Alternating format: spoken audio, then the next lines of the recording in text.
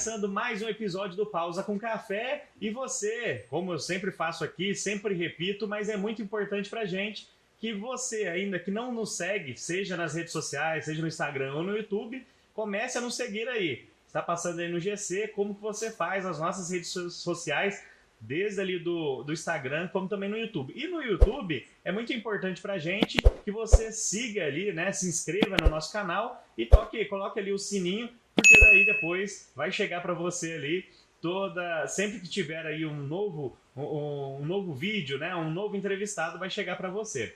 E hoje, né, estamos aqui no período de abril, né, o mês de abril de 2024, e a gente é um mês muito importante, onde é colocado aí essa questão da conscientização do autismo, né? Então, nada como a gente receber uma pessoa que entende muito sobre essa questão, que é o doutor aí, Alexandre Augusto. Muito prazer em recebê-lo aqui. A gente, tanto o Marcelo como eu, a gente ficou muito feliz quando o doutor aceitou, né? Para que é um momento aí que a gente tem visto um aumento, né, do tema, né, sobre o autismo aí, e a gente gostaria de passar para quem nos assiste sempre, né, sobre esse tema, né, tirar algumas dúvidas, né, que acho que muita gente ainda tem, né, dúvidas aí sobre esse tema. Sim. Então, muito obrigado aí pela presença. Sim. É um prazer, tá? Poder falar. Eu também agradeço, né, o espaço para poder falar sobre o transtorno do espectro autista, né, que é muito importante, né? Eu acho realmente que as pessoas precisam saber mais, né? Eu acho que todos têm a ganhar, né? E eu tô aí realmente empenhado, né, para tentar, né, fazer aí uma psicoeducação, né, passar informações para as pessoas, né? E para falar a verdade, assim, aquilo que você falou agora, né, de que as pessoas ainda têm muito que aprender, isso também inclui os cientistas lá sei lá, de Harvard, do mundo inteiro, né? É um transtorno, né, que está sendo estudado ainda e que tem muito ainda a ser descoberto sobre, né? E tem mesmo. E como sempre, né, a gente faz aqui, a gente começa o bate-papo, essa pausa com café aí, tomando um café. O doutor aceita aí tomar um Sim, café? opa, O cafezinho é bom, né? putz, é bom. E até pra gente começar aí, como que o doutor aí começa, né, o interesse em ir para a área médica, né, para ir para a área de saúde aí? Como que foi aí esse início do doutor? Foi um caminho longo, né?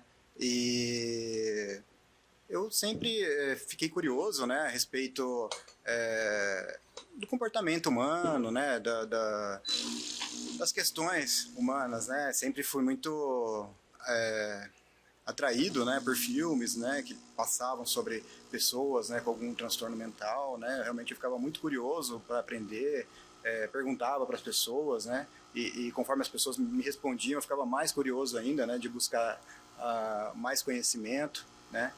E então, assim, a minha ideia já, né, desde muito cedo, era entrar na medicina, né, para fazer psiquiatria, tá?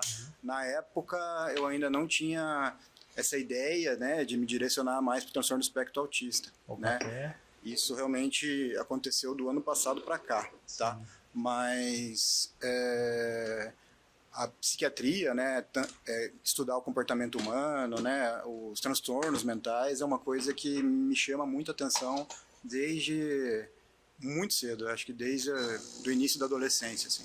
Entendi.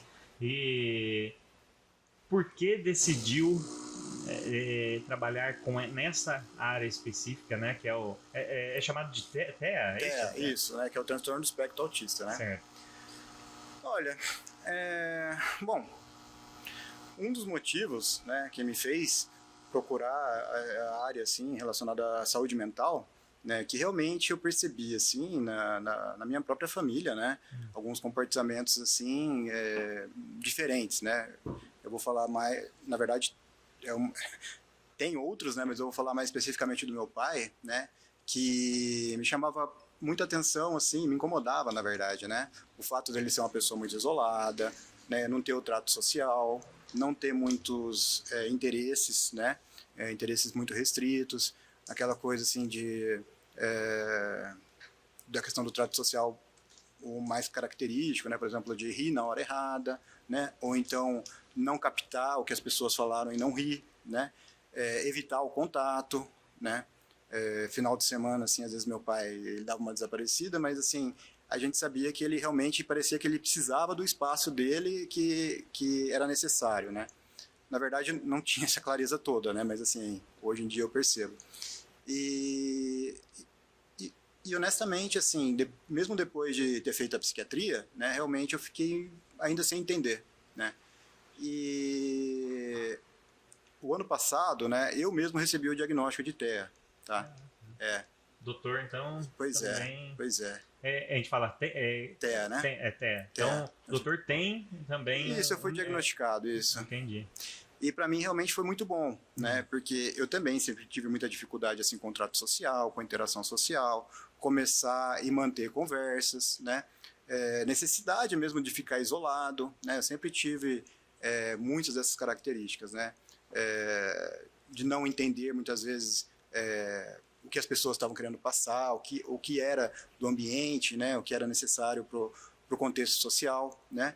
E o problema nessas situações, né, é que a cobrança é muito forte, né, porque você não tem uma explicação para aquilo, né, então até então você não tem problema nenhum, então vai tentando realmente sempre se encaixar, e isso é muito desgastante, até porque muitas vezes você tem a deficiência, né, então você acaba não correspondendo exatamente, né,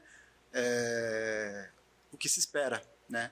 Hoje eu atendi um paciente com transtorno de espectro autista no consultório, realmente eu fiquei muito chateado, né? Ele foi a primeira consulta dele, né? E aí ele tem um certo comprometimento importante, né? Só que ele é bem inteligente, ele vai muito bem assim nas matérias na escola, né? Ele tem quantos anos? Ele tem 15.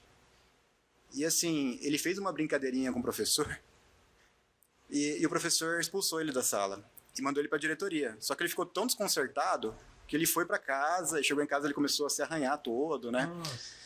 E... O professor sabia que ele... Então, parece que sim. Aí eu realmente fiquei muito chateado porque, pelo fato, eu fico imaginando, me colocando talvez no lugar para ter uma empatia, né? Eu sinceramente fico imaginando aquela pessoa que ficou até ensaiando, né, para poder se soltar um pouco. A hora que ele dá uma soltada, ele toma uma, né?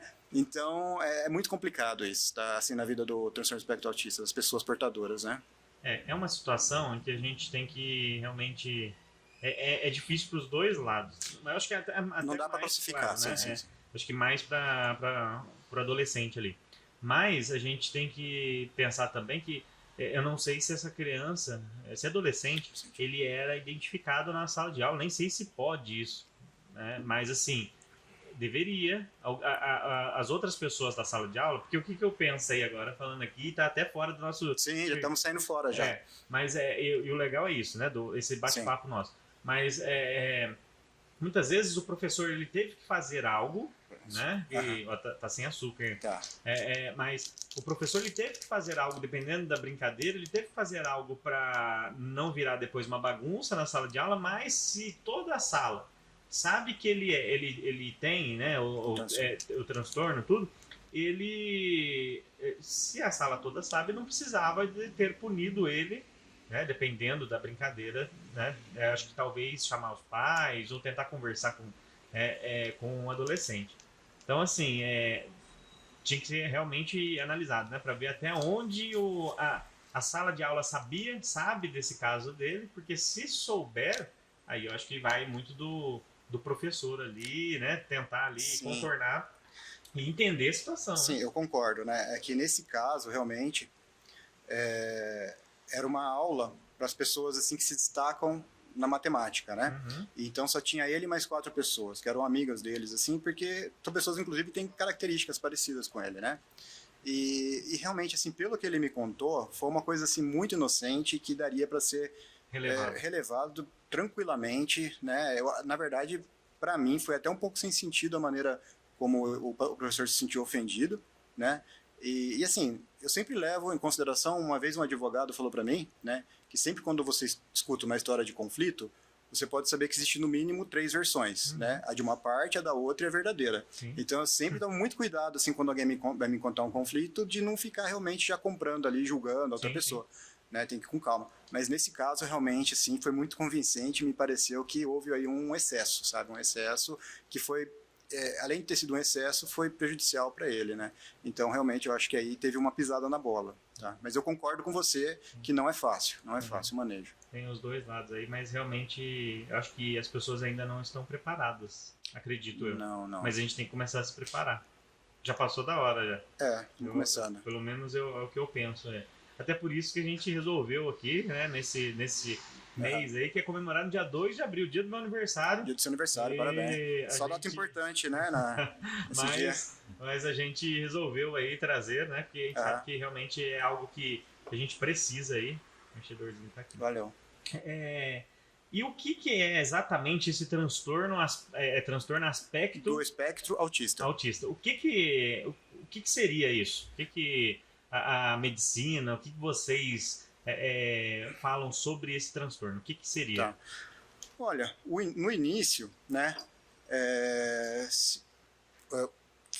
começaram a fazer esse diagnóstico, né, na década de 40, e se observavam assim crianças, né, pessoas que tinham assim uma dificuldade de relacionamento, né, que tinham uma tendência muito grande a ficar isolado das pessoas, né, a não interagir, né, até mesmo assim a criança brincar sozinha, porque autismo, né, a palavra autismo, ela surgiu em 1908, né, com um psiquiatra Breuer, né, que foi referência no estudo da esquizofrenia, que colocou o autismo como um dos sintomas da esquizofrenia, que era a criação de um mundo próprio, né? Então, quando você olha assim um autista, principalmente assim o mais comprometido ou que não é estimulado, não é feito um trabalho, ele fica muito isolado. Então, inicialmente, né, na década de 40, 50, essas pessoas, né, com esse grau de comprometimento mais acentuado eram considerados autistas. A partir daí, né, foi realmente assim ampliando os estudos, e hoje o que se coloca é que é um espectro, porque realmente tem uma variação muito grande de sinais, né, e sintomas, e que mesmo dentro desses sinais e sintomas pode variar muito a questão da intensidade, tá? Que tem aí os principais comprometimentos são na área da interação social, né? Essa questão de pouca interação social, né? Uma dificuldade, né, de se aproximar, no trato social, né, de perceber, por exemplo, se está uma situação tensa, ou se está uma situação tranquila, ou se as pessoas estão se divertindo, essa dificuldade, né, no contexto social. Dificuldade de se expressar, né, muitas vezes ele se expressa e as pessoas não entendem, né, o que ele falou, ou entendem de uma maneira diferente, e vice-versa, né, de compreensão também, né, muitas vezes ele não compreende. Então, tem aí uma gama, né, de sintomas aí da questão da interação social. Os interesses, geralmente, eles são restritos, tá? E é muito comum, nesses interesses restritos, a pessoa se aprofundar muito. Isso desde criança, né? Por exemplo, às vezes você pode ter uma criança, né, com transtorno de espectro autista, que, por exemplo, o exemplo mais clássico, né, dinossauro, ele vai lá e estuda tudo sobre dinossauro, é proativo, né, autodidata, e tudo que ele vê, ele corre, estuda. Tecnologia, né, a gente vê muitos. Isso, e às vezes vai variando, tecnologia, né, então, assim, eles têm esses interesses restritos, tá? Comportamentos repetitivos, tá? Muitas vezes eles acabam fazendo aqueles comportamentos estereotipados, né, de ficar um movimento estereotipado, é porque assim não tem uma função, uma finalidade, né, mas para ele muitas vezes é importante para a autorregulação. E hoje em dia também se fala muito, né, que está dentro dos transtornos do espectro autista, do autista, né, que é o processamento sensorial, tá? Então ele tem dificuldade no processamento todos os sentidos, né, audição, visão, tato, paladar, olfato, né? Então, por isso que se chama espectro, né? Realmente, assim, é muito variável, tá? É muito variável. Entendi. E existem níveis, né, do autismo. Sim. Né? E quais são eles aí? Essa questão dos níveis, né, é muito recente. Os manuais, os mais recentes, né, eles mudaram, né, o que era preconizado aí até meados aí dos anos 10 aí, né? Que era a questão do autismo infantil, né? A síndrome de Asperger, né? E aí eles unificaram tudo e colocaram em níveis, né? O nível de apoio, né? Que a pessoa precisa. Nível 1, nível de suporte, né? Nível 1, nível 2 e nível 3, tá? O nível 1 é o que precisa de menos suporte, que é a maioria das pessoas que estão sendo diagnosticadas tardiamente agora, né? Às vezes aquele cara assim que fala assim, nossa, o cara tem 40 anos e mora com a mãe ainda, né? Não consegue. Ele tem dificuldades, né? Fica às vezes muito julgamento e tal, mas às vezes não é realmente só porque ele não quer, né? Às vezes realmente ele tem dificuldades, então ele precisa de um apoio, né? Do nível 2 e o nível 3, né? Que são aqueles mais comprometidos, né? Que muitas vezes são dependentes mesmo, né? Das pessoas, de um apoio. O nível 1 seria o mais... como eu posso dizer assim, o mais grave? Não, o nível 1 é o menos grave. É o menos grave. E o nível 3 vai até o 3, é isso? O nível 3 é o mais grave. Entendi. Então, a gravidade, sim, você diz então, de acompanhamento. Sim, seria, de nível de suporte. O pessoal tem usado muito essa questão do nível de suporte, por quê? Porque esse termo leve, moderado e grave, na questão do isso é usado nas patologias do modo geral, né? Uma hipertensão leve, grave, né? Mas no transtorno do espectro autista surgiu um certo um protesto aí, digamos, né? Porque o leve as pessoas associam com um baixo sofrimento, digamos assim, né? E as pessoas com transtorno do espectro autista do nível 1, eles referem, é lógico que não é para dizer assim que sofre mais ou sofre menos, porque, por exemplo, eu sempre ouvia falar, né, os professores falando, alguns professores, né, que, cara, na opinião deles, uma outra patologia, né, uma outra questão, outro transtorno, a deficiência intelectual, né, eles falavam que o deficiente intelectual leve ou o que o pessoal chama de inteligência limítrofe, muitas vezes sofre mais do que uma deficiência grave. Por quê? Porque o grave, as pessoas vão lá, nitidamente percebem que a pessoa precisa de um apoio e vão lá e ajudam. Agora, o leve, né? As pessoas às vezes não têm essa percepção. Existe uma cobrança muito grande em cima. E dentro do transtorno do espectro autista, né, muitas vezes a pessoa é um engenheiro, né, uma pessoa bem-sucedida, às vezes financeiramente, né, profissionalmente, mas ele tem muitas dificuldades, né, em relação, né, às vezes ele sente essa dificuldade, né. Por exemplo, chega numa festa, faz uma piada, todo mundo vai embora, assim, né, ninguém nem acha graça, né. Sim. Então, assim, ele tem essa dificuldade. Então, é muito difícil julgar realmente o sofrimento, né. A pessoa vai para casa, fica sozinha, né, não consegue interagir, e é muito comum realmente o desenvolvimento de transtorno de ansiedade, né, transtorno depressivo, insônia, né, por conta dessas dificuldades, né. Entendi.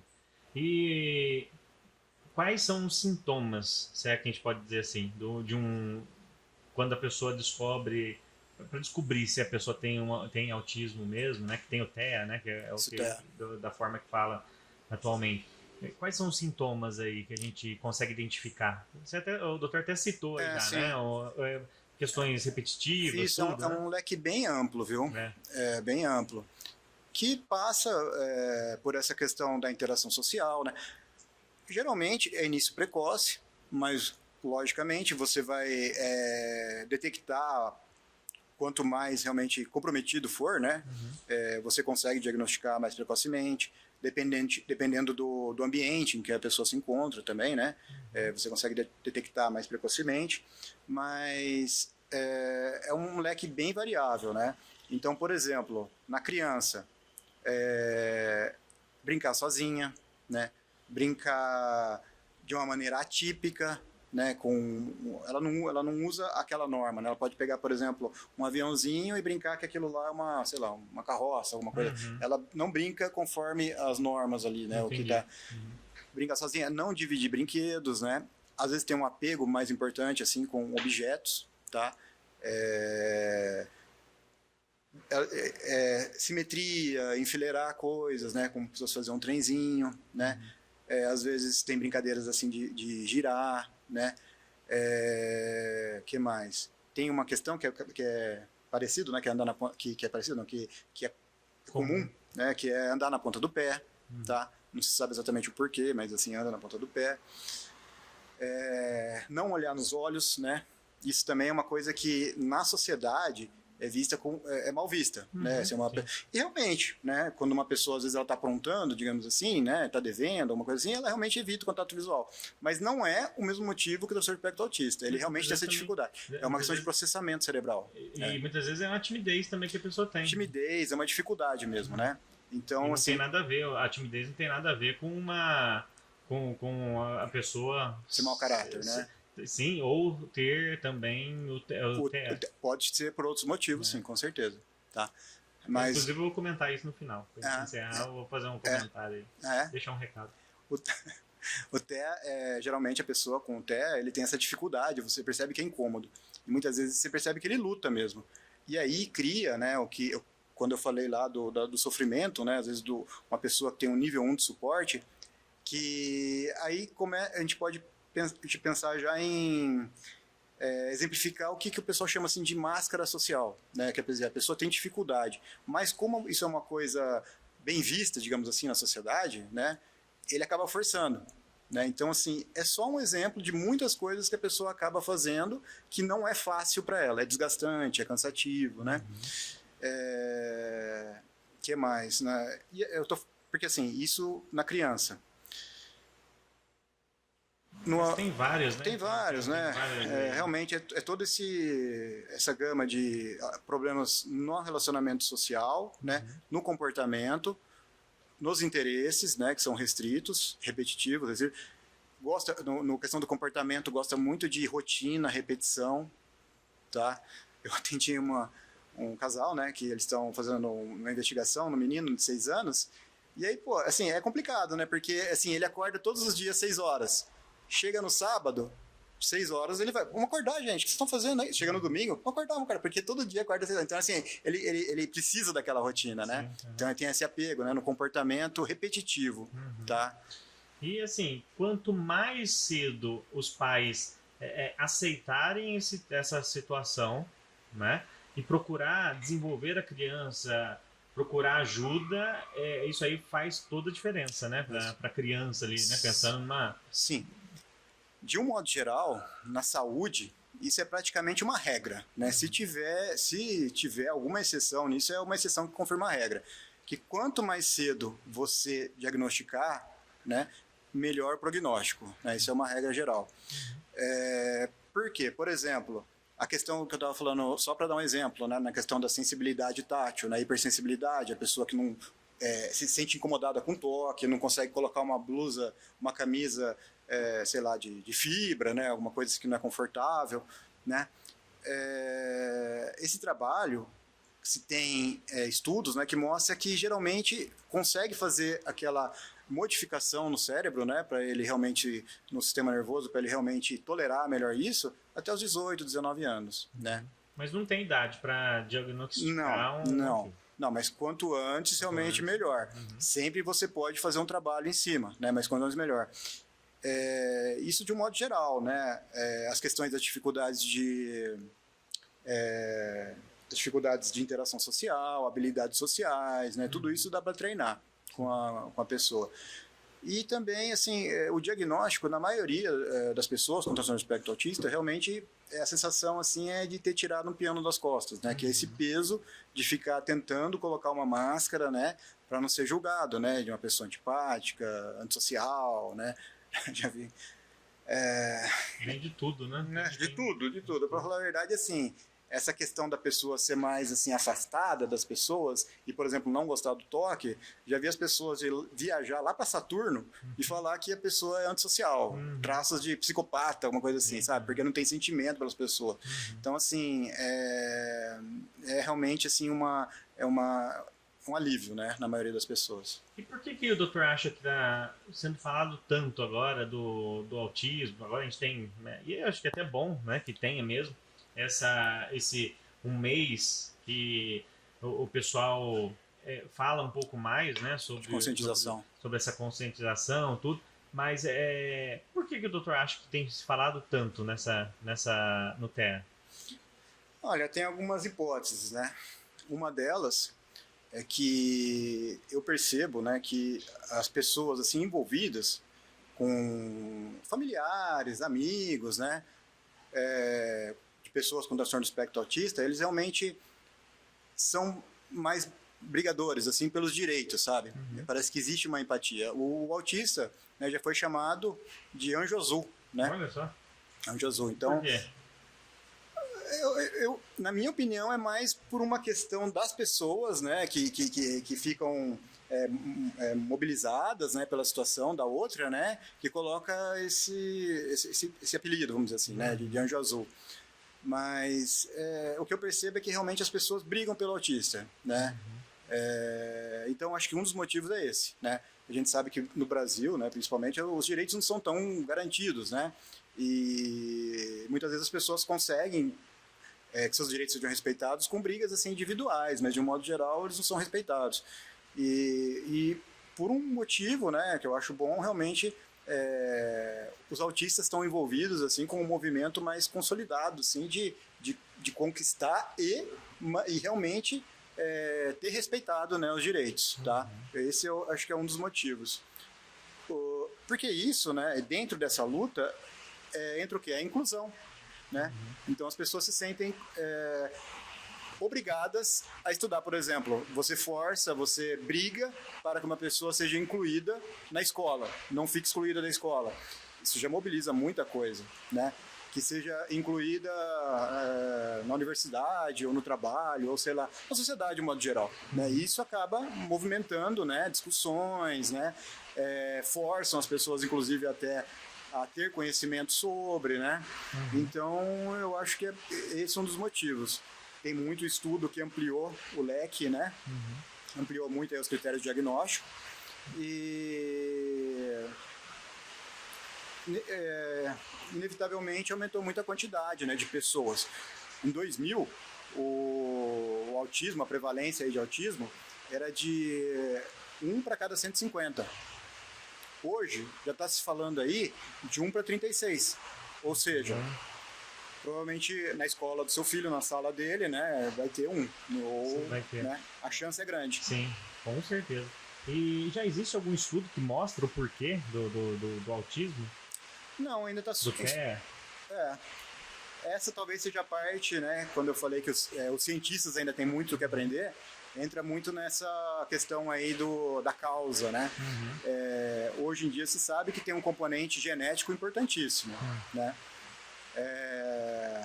Mas tem também outros fatores, né, ambientais, inclusive o fator ambiental intrauterino, tá? Algumas questões ali durante a gestação podem aumentar a chance. Tudo ainda em estudo, né? Baixo peso ao nascer, prematuridade, né?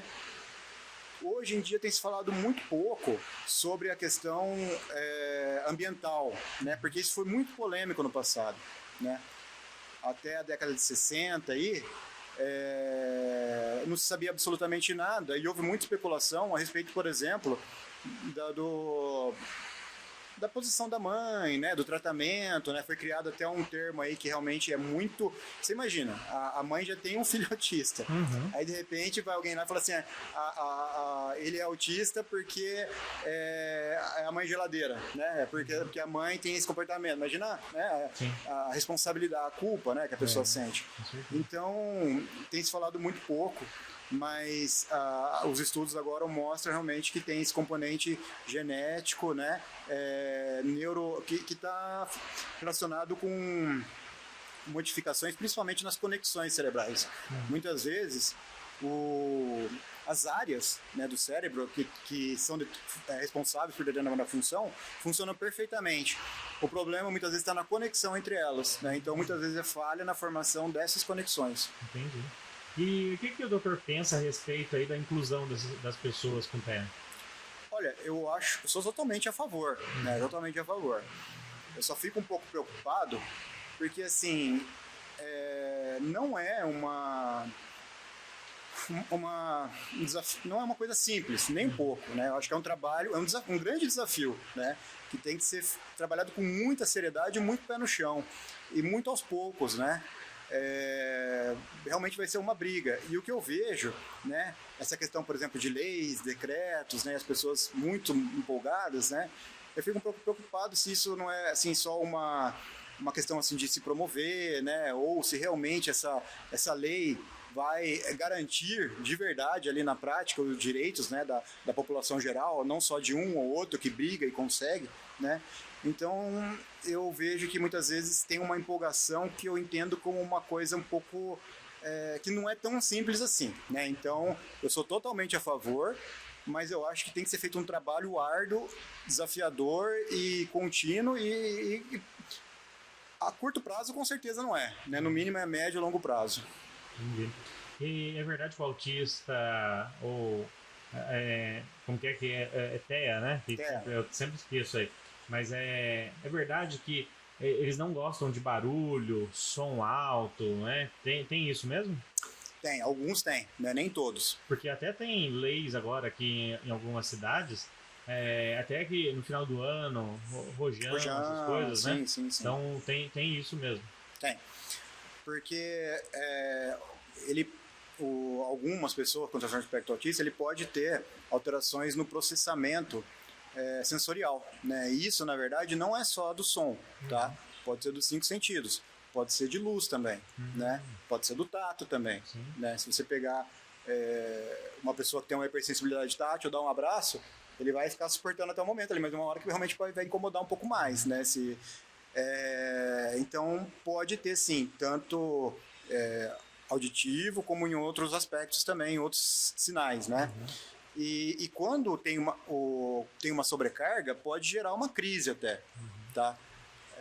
Tem dois tipos de crise no autismo, assim, né, os principais. Uma que o pessoal chama externalizante, que a pessoa começa a ter aqueles movimentos repetitivos, fica agitado, grita, né?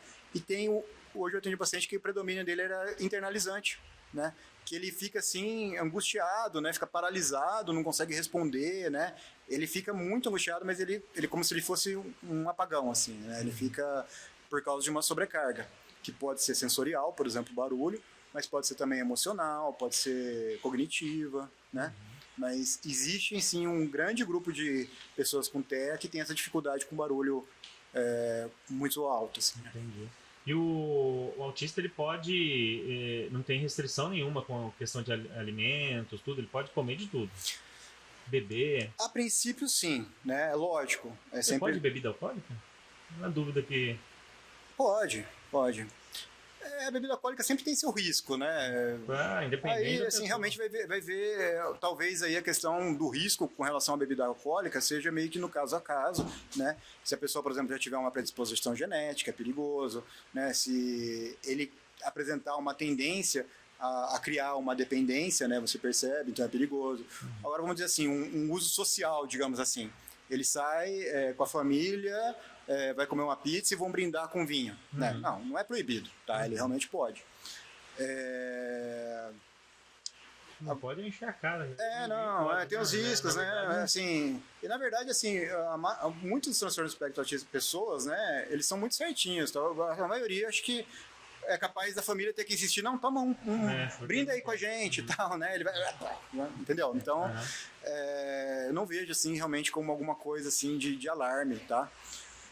Mas é claro, né? A gente tem que ficar atento, né, a pessoa. Mas comida mesmo tá tranquilo, então, pode comer de tudo. O próprio autista, muitas vezes, ele tem uma questão que é a seletividade alimentar, que entra naquela questão do processamento sensorial, né, que é tátil, gustativo, né, olfativo, né, quando você coloca alguma coisa. Então, ele mesmo faz uma seleção. Tem alguns que são bem complicados, né, em questão assim, de textura, de alimento. Eles são muito seletivos, inclusive... Muitas vezes aí entra, né, na verdade entra em outras questões também na abordagem multidisciplinar, ou a fono, né, que faz um trabalho, tem fono que é especializado nisso, na seletividade alimentar. Agora, atualmente, isso é uma coisa nova também, tem percebido que as pessoas com transtorno de espectro autista, eles têm muitas alterações gástrico-intestinais. Então, muitas vezes, você acaba fazendo uma restrição por conta daquela alteração que você conhece, que você percebe. Não em todos tem. Então, por exemplo, na epigastralgia, né, você acaba a queimação no estômago, né, restringindo molhos industrializados, frituras, gorduras, né, chocolate, café, essas coisas que pode atacar. Tem alguns que tem muita cólica, né, muitos gases, né, desconforto abdominal, aí você evita, por exemplo, alimentos muito fibrosos, né, feijão. Tem alguns que têm intolerância à lactose, né, na verdade intolerância ao leite, né, às vezes não é nem a lactose, tem a glutamina, né, que é uma proteína, guanina, né, desculpa, uma proteína que tem no leite, né, que pode também dar esse desconforto. Não é uma coisa assim comprovada, mas é muito comum quando a pessoa com TEA tem esse desconforto abdominal, né, de ficar com cólicas, né, assim, percebendo realmente um desconforto. Quando se passa uma dieta sem glúten, melhora, tá? A pessoa melhora. Então, assim, não é geral. Na verdade, eu acho que talvez não tenha nada assim que seja realmente geral, assim, né? É um espectro, né? Tem muita variedade de sintomas, né? De gravidades. Então, assim, digamos que é mais comum do que na população geral você necessitar de uma abordagem aí de uma questão alimentar, né? Ou de uma dieta, ou de um trabalho para a pessoa conseguir se alimentar bem, tá? E os autistas são, assim, extremamente inteligentes, né? Pelo menos é o que eu tenho um primo, né, que é autista, tudo, e assim, eu vejo extremamente, todos os que a gente tem em contato, todos eles extremamente inteligentes, né? E eu fico encantado com isso, de ver assim, a inteligência, né, de todos eles. Dá um show, né, gente? Eles têm as peculiaridades deles, né, mas eles costumam ter, assim, realmente habilidades, né, a serem trabalhadas, a serem estimuladas. Existe a comorbidade da deficiência intelectual no TEA, é mais comum do que na população geral. Existe também. Mas o TEA sem a deficiência intelectual é muito comum realmente ele ter essas habilidades maiores, né, do que a da população geral em determinadas... na verdade, eu já vi alguns que tem acima da média em tudo. Já vi um paciente também que tinha assim, uma facilidade matemática, estudava muito além do que ele estava aprendendo, e de repente ele leu Victor Hugo, lá dos Miseráveis, né, do Corcunda de Notre Dame, livros assim que realmente de faculdade, assim, né, que não é qualquer um, né? Então, sim. São realmente, né, inteligentes aí. E existe algum tratamento para quem é autista, tudo? Existe alguma coisa a ser realizada ou não? Tem sim. Tem muita coisa, na verdade, tá? É por isso que realmente o diagnóstico precoce, né, quanto antes, melhor. Então, medicamentoso não tem muito, tá? O que tem mais é abordagens não medicamentosas, né? Hoje em dia, o que tem mais assim evidência científica é uma abordagem, é uma psicoterapia chamada ABA, né? Que é uma análise do comportamento, né? O desenvolvimento de habilidades sociais, né? Um psicólogo. Tem também essa dessensibilização, né, do processo sensorial, né? Geralmente é terapeuta ocupacional que faz, né? Uma questão que é importante, que eu acabei não falando aqui, né, é muito comum a questão da dificuldade da coordenação motora, equilíbrio, né? Não existe exame que realmente faz o diagnóstico de autismo, né? Só que, por exemplo, é comum eles terem uma alteração ali no cerebelo, né? Quando você faz o exame de imagem. Então, assim, eles têm muitas vezes dificuldade de equilíbrio. Então, ou um fisioterapeuta, um profissional da educação física também, às vezes é importante, né? Treinar a coordenação motora. Esses são o tratamento não medicamentoso. O medicamentoso é o que o pessoal chama assim de sintomas-alvo, né? Então, por exemplo, está agitado, está com insônia. Não vejo muita diferença da pessoa sem transtorno espectro autista, né? Assim, tá ansioso, né? Que é um mal você da faz sociedade. não existe assim para o TEA, né? Esse remédio é para o TEA. Existem os remédios que vão tratar, né, os sintomas alvos, está agressivo. Essa questão, por exemplo, da sobrecarga sensorial. Muitas vezes ele reage se autoagredindo, né? E aí existem medicamentos que podem diminuir essa angústia, né, de se autoagredir, que resulta na autoagressão. Basicamente isso, tá? Os sintomas-alvo. E já existe uma lei, acho que específica, né, para o autista, para quem, né, tem o TEA aí. E então, assim, eu não sei se o doutor vai lembrar de todos, né? Acho que, mas existe, né? Algo específico para quem é autista, sim. Né? Tem sido muito falado, né? A questão, assim, por exemplo, do direito, né, a um tratamento multidisciplinar, né? Então realmente tem tido muita briga aí, né, das famílias com os convênios, né, para receber essa terapia ABA, né, que é um direito deles, né? E convênio normal, a pessoa chegar. Convênio de saúde, o plano de saúde. Plano de saúde, normal. Isso. Tá. É obrigado, agora é obrigado. E isso, por exemplo, foi uma conquista. Porque não podia antes, o plano, não que não podia, o plano de saúde ele não tinha obrigação, assim, digamos, né? Não tinha toda essa gama de tratamento que era obrigado a ofertar. Uhum. Por exemplo, na área da educação, né? Agora o pessoal está trabalhando aí em cima do projeto educacional individual, né? Que você vai trabalhar para que aquela pessoa com transtorno de espectro autista desenvolva o máximo dela. E aí entra não só a questão das dificuldades, né? Entra a questão, inclusive, das facilidades, né? Aquilo que a gente estava falando, né? De repente ela tem uma habilidade acima da média, e muitas vezes bastante acima da média, por exemplo, em matemática, né? E aí ela já está estudando matemática lá da universidade, e com 15, 16 anos. E aí ela está numa aula do ensino médio totalmente entediante para ela, né? Desgastante. Então, você vai trabalhar num projeto educacional individual, dependendo da característica de cada um, né? Agora eles já estão tendo direito de um acompanhante terapêutico na escola, né? Tem um cordão, parece, que usa agora para identificar? Tem identificação, né? Que é o quebra-cabeça, né? Colorido. Sim, Tem dois, né? Tem um quebra-cabeça colorido e tem um que eles também usam, né? Que é a questão que é o cordão do girassol. Só que o girassol, ele é inespecífico. Ele era para toda deficiência não visível, vamos dizer assim. Ah, tá. Que você pensa que a pessoa não tem nenhuma deficiência, mas que ela tem. Então ela põe o cordão para identificar como deficiente, né? E tem agora a lei também que tem o nome lá do filho do Marcos Mion, né, aquele ator, sim. Que ele tem, parece que um filho, né, com transtorno de espectro autista. E foi um dos que defenderam uma lei aí, né? Ele criou praticamente, né, pelo que eu entendo, né, da questão da identidade do autista, né?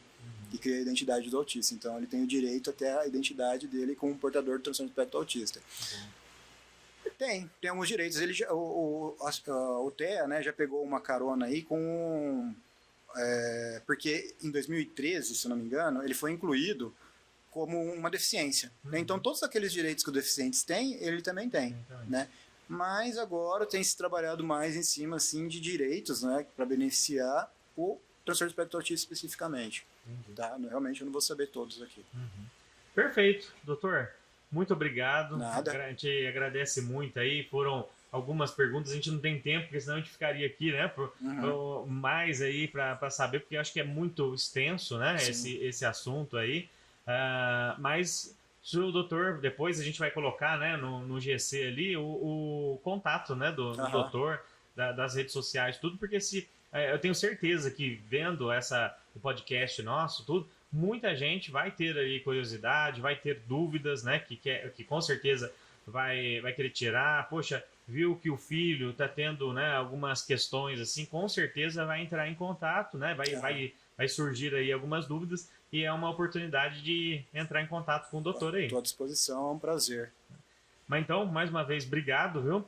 E você pode acompanhar aí. E eu falei que ia deixar um recado, né, no final. Falou, é verdade. Porque muitas vezes, doutor, a gente vê que algumas vezes os pais não demoram muito para aceitar. Pode até existir ali uma forma que, pelo que o doutor falou, é uma forma que, se você identifica isso quanto antes, você tem como ir ajudando a criança ali E muitas vezes uma palavra, como o doutor falou lá que teve essa pessoa de 15 anos, né, que chegou hoje na clínica, tudo, e muitas vezes uma palavra que você fala, seja para uma pessoa que tem TEA, ou uma pessoa que é apenas extremamente tímida, como eu já fui. Sim. Eu era muito tímido. Uhum. E tinha um tio, que não é esse que hoje tem o seu filho, meu primo autista, é do outro lado da família, mas tinha um tio que me chamava de caipira. E que também não tem nada a ver, o caipira não tem, né? Uhum. Mas e isso aí acabava sendo assim, eu não sei se ele queria brincar, mas muitas vezes a brincadeira você deixa a pessoa mais retraída. Sim. Então, Sim. Uma brincadeira boba, né, que era feita, que me deixava ainda mais tímido. Né? E graças a Deus, com o tempo, eu fui perdendo a timidez.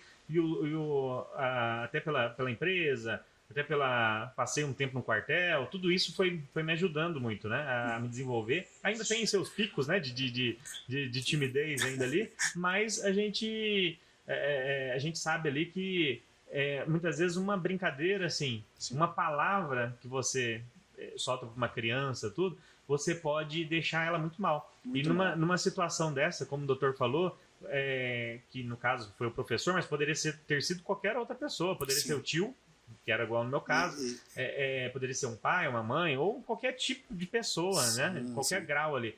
Ela pode travar a criança ali e ter ali o que a pessoa estava tendo um progresso, pode ser um retrocesso. Uma ducha de água fria, né? Realmente pode pegar muito ali na ferida. Sim. E a gente sabe, né, que realmente as palavras acabam pesando, né? Sim. Principalmente, por exemplo, uma pessoa ali, ele gostava desse professor, entendeu? Uhum.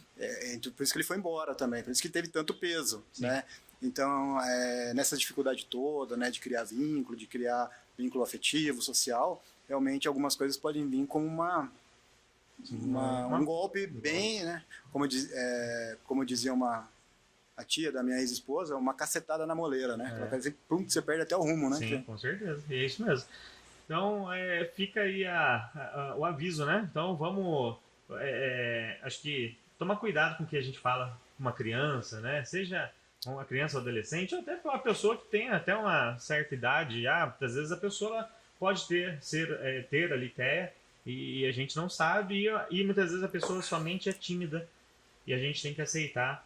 Hoje está muito a questão de bullying, tudo, né? Mas na época não era bullying, apenas era um menino, no meu caso era um menino apenas tímido demais, que era taxado como uma pessoa aí que, igual eu falo, né? Eu costumo dizer, era uma forma, talvez, não sei até hoje se era para insultar, se era uma brincadeira, mas caipira também não quer dizer nada, né? Tem muito caipira aí que, né? Uhum. Enfim. Mas você sabe que eu sou, de uma certa forma, até otimista nessa parte, né? Porque, por exemplo, essa nomeação do bullying, eu vejo como uma certa evolução da humanidade, né? Porque antigamente não tinha uma nomeação, né? Então, assim, é uma coisa que acontecia sem as pessoas darem atenção àquilo, né? Muitas vezes até o contrário, né? Incentivavam o bullying, né? Então, eu vejo isso como um progresso, assim, né? Que realmente as pessoas estão ficando um pouco mais sensíveis, né? A esse tipo de violência, né? Esse tipo de violência. Com certeza. Doutor, o papo tá bom, eu já tinha até encerrado já, a gente já prolongou aqui por mais uns minutinhos, né? Mas, mais uma vez, eu quero agradecer, tá? A presença do doutor e para você também que pôde assistir aqui o nosso podcast e se informar um pouco mais sobre essa questão do autismo, que é aí o período, né, de abril, onde a gente vê falar muito sobre isso, mas não é somente no mês de abril. A gente tem que pensar isso o tempo todo, em todos os meses, né? Pensar aí, né, e ter essa conscientização, tá certo? Para você que nos assistiu, muito obrigado. Lembrando ali de você seguir a gente tanto no Instagram como também no YouTube. Se inscreva lá, é muito importante pra gente, se inscreva lá e também clique ali no sininho para que possa chegar sempre as notificações para você aí, tá certo? Fique ligado, em breve mais um podcast, mais um convidado especial aí na nossa telinha, beleza? Valeu, muito obrigado!